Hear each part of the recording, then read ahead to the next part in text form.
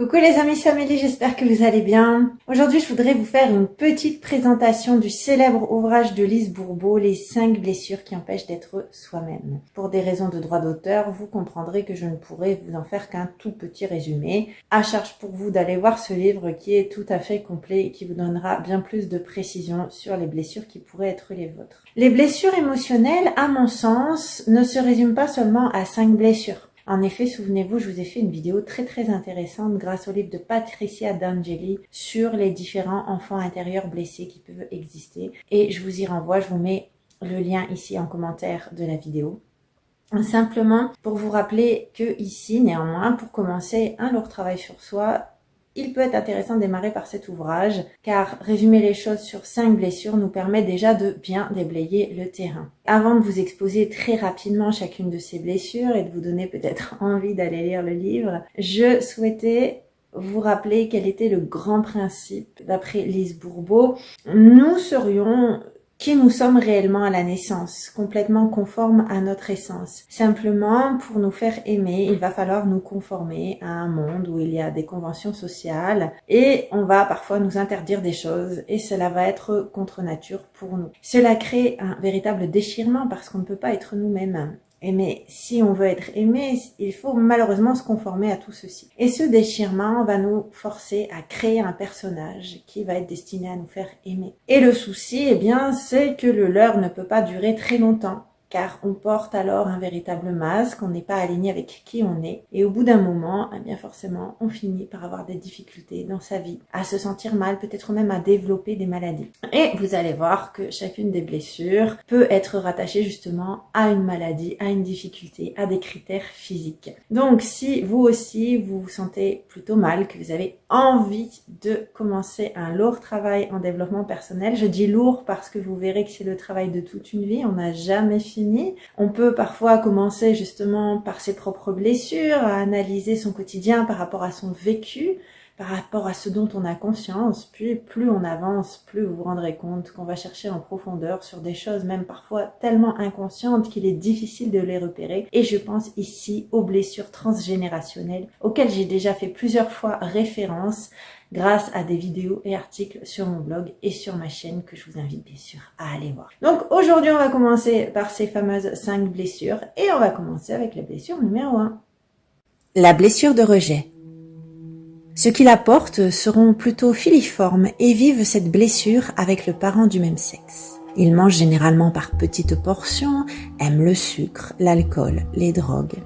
Ils porteront le masque de personnes fuyantes car elles sont peu sûres d'elles du fait d'un manque profond de considération pour elles-mêmes. Elles pourront être sujettes à la dépression, au cancer, aux hypoglycémies et j'en passe. Les personnes se sentent souvent mises à l'écart, non reconnues et auront du mal à s'investir sur le plan relationnel. Elles pourront aussi se sentir anxieuses et toujours attaquées. La blessure d'abandon. Elle se vit avec le parent de sexe opposé, notamment lorsqu'il y a absence d'un parent proche qui fera ressentir un sentiment d'insécurité. Cette blessure fera porter le masque de dépendant, notamment sur le plan affectif. Ils auront tendance à être tristes, fusionnels et à se placer dans le rôle de victime. Ils pourront avoir tendance à la boulimie, mais auront pourtant l'apparence de personnes grandes et minces. Elles seront plutôt sujettes à la dépression, aux maladies liées aux glandes surrénales. La blessure d'humiliation. Elle est vécue avec le parent en charge de notre développement, bien souvent la mère. Ce parent va être si contrôlant que l'on se sent humilié et on portera le masque de sadomasochiste, c'est-à-dire que l'on cherchera inconsciemment à se faire souffrir en se tatouant, en mangeant trop et j'en passe.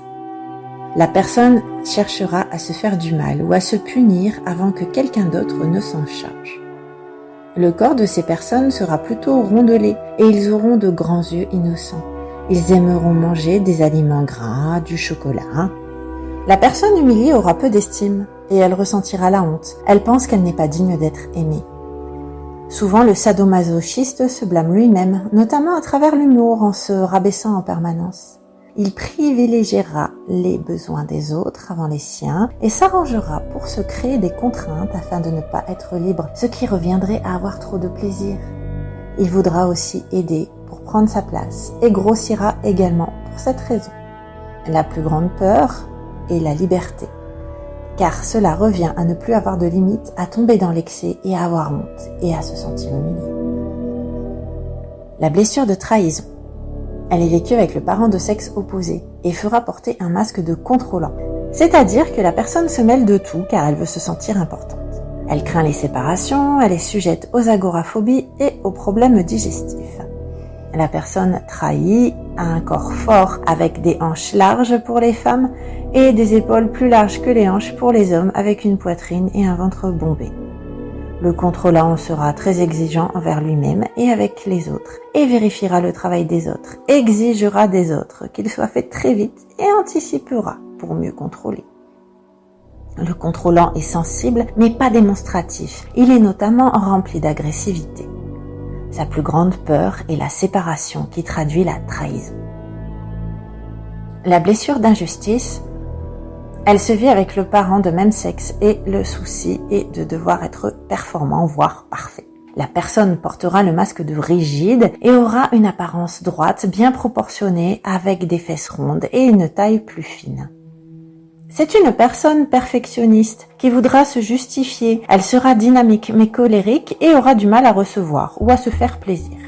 Par ailleurs, elle ne se sentira pas appréciée à sa juste valeur, elle ne se sent pas respectée et ne se sent pas digne de l'être. Elle sera injuste envers elle-même, aura peur de se tromper et aura du mal à respecter ses limites. Elle aimera avoir l'apparence sexy et aura du mal à montrer son affection. Elle aimera les aliments salés qui croustillent mais surveillera sa ligne. Elle sera sujette au burn-out et maladie se terminant en it. Et voilà les amis, donc j'espère que ce petit résumé va vous être très utile. Et bien sûr, comme indiqué, n'hésitez pas à acheter le livre si vous souhaitez en savoir beaucoup plus. Vous verrez qu'il est très très riche. Je n'ai aucun intérêt à en faire la promotion, si ce n'est que c'est un des premiers livres par lequel j'ai commencé. Comme je vous l'ai dit en début de vidéo, cela permet effectivement de déblayer le terrain et c'est très intéressant. Mais vous verrez qu'au fur et à mesure, vous découvrirez certainement encore plein d'autres choses à travailler. En tout cas, c'est un bon début et j'espère que cette première présentation a pu vous aider et vous aura plu. N'hésitez pas pour vos retours et commentaires justement pour qu'on puisse s'enrichir mutuellement de nos connaissances, nos expériences. Et j'espère bien sûr que cette vidéo vous a plu. Si c'est le cas, partagez-la, abonnez-vous. N'hésitez pas non plus à passer sur mon blog et je vous dis à bientôt.